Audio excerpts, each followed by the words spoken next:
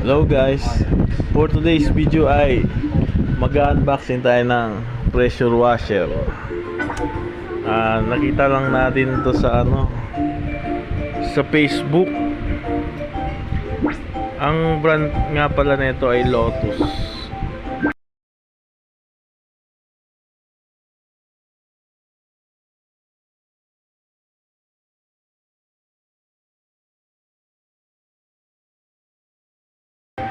So may mga gusto, click nyo lang ang link para umorder.